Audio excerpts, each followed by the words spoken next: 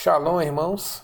Vamos tratar aqui de sabedorias de Salomão, o segundo homem mais sábio, o segundo homem mais sábio da terra. Ninguém, né, além do Mashiach, né, foi mais sábio do que Salomão.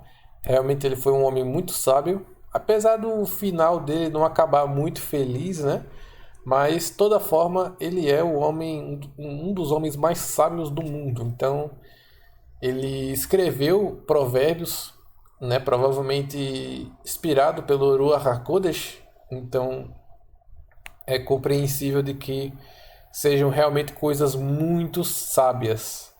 Algumas vezes os provérbios eles são meio complexos de você traduzir, porque é impossível você passar a mesma ideia de uma língua para outra. Digamos, a mesma ideia que de uma mesma frase que está em inglês, você traduzir ela literalmente para o português não vai fazer o mesmo sentido por vários motivos.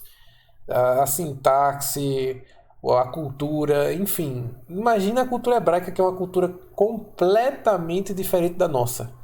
Então realmente é impossível, todas as traduções vão ser completamente incompreensíveis do ponto de vista cultural hebraico. Você realmente não tem como traduzir uma coisa literalmente.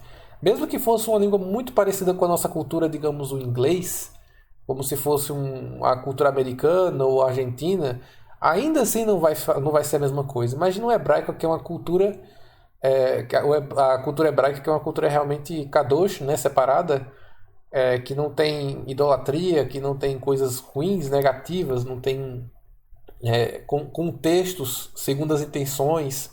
Realmente é uma coisa muito diferente, é uma cultura muito distante da nossa.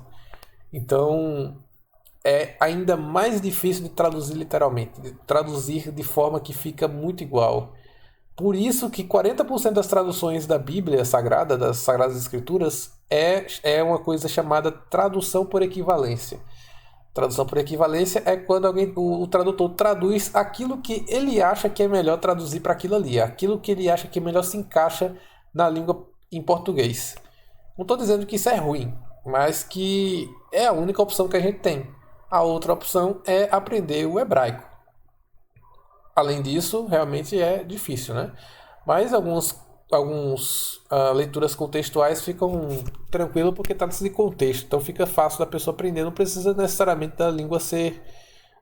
Não tem muito essa questão da limitação da língua, mas a relação com essa sabedoria de Salomão, com salmos que passam uma coisa mais específica, geralmente tende a carecer a tradução. Realmente a questão de tradução em provérbios, em salmos, fica muito a desejar, não por causa do tradutor, mas por causa da diferença linguística.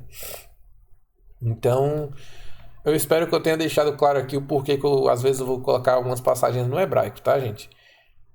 Outra coisa é que eu mudei o microfone, né? Eu não mudei o microfone, eu fiz algumas mudanças, então não tá tendo mais aquele chiado chato que fica nas gravações, então eu espero que vocês gostem.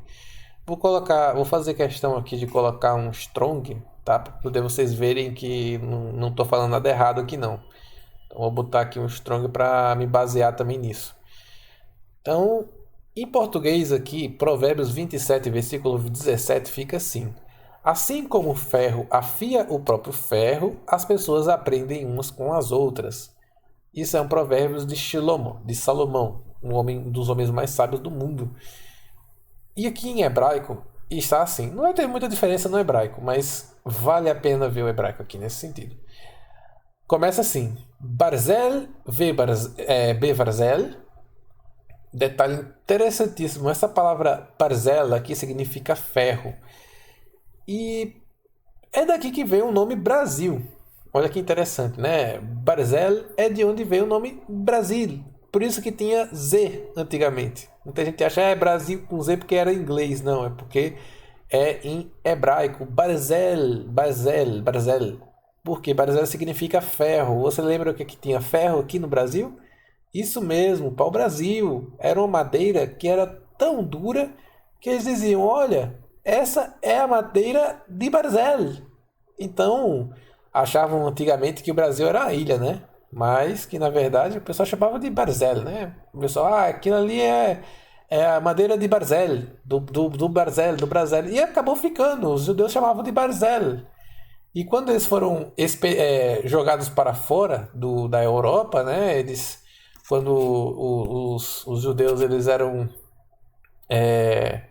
chamados de assassinos, né, quando eles tinham que ser obrigados a se converter à religião romana, e como eles não aceitavam, porque tinham que comer carne de porco, blasfemar o Shabat, tinha que fazer um monte de procedimento para provar que não era mais judeu, aí eles eram lançados para o Brasil como assassinos, né? Chamados de assassinos porque eles eram assassinos de Cristo. E eles chamavam aqui esse país de Barzel, que acabou ficando mesmo Barzel. Daí que vem o nome Brasil. Aí você tenta inventar uma história para dizer que não é, mas a verdade é. Inclusive, tem o nome de um... Esse também é o nome de um dos amigos que ajuda, um dos amigos de Davi, Barzel. Mas aí é uma outra história, vocês podem pesquisar na internet, isso é por conta própria. Tem uma história muito interessante com relação ao Brasil e essa palavra aqui, Barzel. Tem muito mais por aí, né? Então, aqui o Provérbios começa assim: Barzel be Barzel. Ou seja, o ferro para o ferro. O ferro para o ferro, o quê? Aí aqui diz: Yahad. Yahad significa afiar, significa ferrar. Seria como você tem uma faca e essa faca ela não fica, ela não tá imolada. Então você vai lá e você vê muito cozinheiro fazendo isso. Ele passa um ferro no outro para imolar. Vocês já perceberam? Ele passa um ferro no outro, aí faz tic, tic, tic. Pronto, isso aí é Yahad. Assim como o ferro e o ferro, Barzel be Barzel, Yahad, ou seja, assim como o ferro e o ferro se afiam, né, se forjam, né, como o ferreiro ele faz isso, Yahad, aí ele fala aqui, ó, Veish, Ish é homem, Ishá é mulher, aqui Veish, e o homem a gente viu isso até essa palavra aqui, a gente viu na Parashá Bereshit. A primeira Parashá do ano fala sobre essa palavra aqui, Ish. Ish significa homem. Veish Yahad, e o homem afia, ó, a mesma palavra, ó, Yahad, afiar, a mesma palavra que eu estou usando aqui, ó, Barzel be Barzel Yahad, ó, Barzel be Barzel Yahad, o homem o ferro para o ferro afia, e aqui fala mais. Veish Yahad. Deixa eu fechar aqui o. Tá fazendo barulho? Ok. Veish Yahad, ou seja, o homem afia. Aí aqui fala. Fala o quê? Olha aqui, como isso aqui não dá no português, não. Aqui realmente não está no português. Aqui fala Fnei Rehu. Olha que interessante, né? Por isso que eu estou lendo aqui no hebraico, porque realmente não isso aqui realmente não aparece no português, que acaba ficando sem sentido. Acaba o tradutor que leu isso aqui pensou, poxa, isso aqui não faz o menor sentido, então eu vou traduzir do jeito que eu acho. Só que aqui você acaba tentando fazer uma tradução por equivalência, acaba perdendo o conteúdo que está aqui trazendo. A sabedoria acaba sem conteúdo, ele passa a mensagem sem passar o conteúdo. Porque se tivesse aqui traduzido literalmente, essa palavra aqui significa pnei. Pnei significa face, é o H6440. Aqui, ó, a face vem de pné, pneim, faces. Aqui tá pnei, a face. Então, vemos aqui que o homem, aqui, veish, o homem, e ahad pnei, o homem afia a face. Como assim? Pera, como o ferro para o ferro, ó, vou traduzir literalmente. O ferro para o ferro afia, e o homem afia a face. O homem vai afiar a face? Como assim afiar a face? Aí aqui continua, né? Porque aqui tem um traço. Rehu. Rehu significa do seu colega. Aqui, H7453. Aqui, o seu associado, o seu companheiro, o seu amigo, até o seu parceiro, né? O seu irmão. seu companheiro, alguém que está associado a você, alguém que está próximo a você. Não é alguém estranho. Rehu não é uma pessoa. Rehu, no caso, é seu companheiro, né? Essa palavra vem do radical reia, que significa associado. Reia, ele não é uma pessoa estranha, uma pessoa que você acabou de conhecer, uma pessoa que você viu agora. Não, é uma pessoa, seu companheiro, seu parceiro, alguém que você conhece já. Então aqui ele fala, vou completar a frase toda em hebraico, tá assim. O ferro para o ferro afia, ou seja, assim como o ferro e o ferro afiam, barzel bevarzel yachad, aí ele fala, veish yachad pnei rehu. Assim também o homem afia a face do seu amigo. Aí como assim? O homem afia a face do seu amigo? Veja, esse homem aqui pode ser qualquer pessoa. O homem, ele não especifica. Então, pode ser qualquer pessoa. Se referindo também a você, que pode estar lendo, a pessoa que pode estar lendo aqui o Tanar, e ele olha, isso aqui pode ser eu. O homem afia a face do outro homem. Como assim afiar a face da pessoa? Como alguém pode afiar a face? Quando fala-se de afiar, você está transmitindo aqui a ideia de que você está melhorando. Quando você vai, por exemplo, um ferro vai afiar o outro ferro, ambos estão o quê?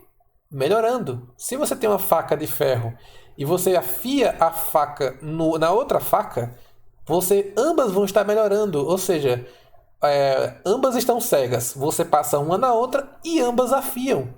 E Shlomo, ele pega essa ideia da cozinha para passar um ensinamento, uma sabedoria. Olha, assim como você vê um ferro afiando outro ferro, assim também o homem afia a face do seu amigo. Ué, mas como assim a face? Como assim afiar, melhorar a face do meu amigo? Só que aqui também pode ser afiar a sua própria face. Não é só a face do seu amigo, porque aqui ele está fazendo uma uma poesia paralela. Então tem que ser assim como o primeiro exemplo, o segundo exemplo é igual. Então aqui está tratando de duas pessoas que são companheiras e que entre si elas se ajudam e ambas melhoram. Não existe tipo uma piora e a outra melhora, ou ambas pioram. Não, as duas melhoram. Os dois afiam a face de ambos. E é engraçado quando a face representa o quê? Representa a alma, representa a nefesh. Quando Moisés entrava na tenda do encontro, ele saía com o rosto resplandecente. O rosto dele resplandecia, que os israelitas eles olhavam para Moshe, isso está na Torá, né? Isso aqui não é invenção nenhuma. Quando ele saía da tenda, o rosto dele resplandecia, brilhava, e as pessoas não aguentavam ver. As pessoas não aguentavam ver a face de Moisés. Moisés tinha que vir com um véu, porque quando ele chegava, a face dele resplandecia e ele nem percebia isso. Ele não sabia que a face dele estava resplandecendo a glória do Eterno. E as pessoas não aguentavam ver. As pessoas não aguentam nem ouvir a voz do Eterno. Imagina ver a face de Moisés, que falava diretamente com o Eterno, como intermediário entre Deus e os homens. Então veja, aqui ele está falando de um homem que melhora a face do outro homem. Então, assim como um ferro afia o outro ferro, assim o seu companheiro pode ajudar você e se ajudar ao mesmo tempo com sabedorias.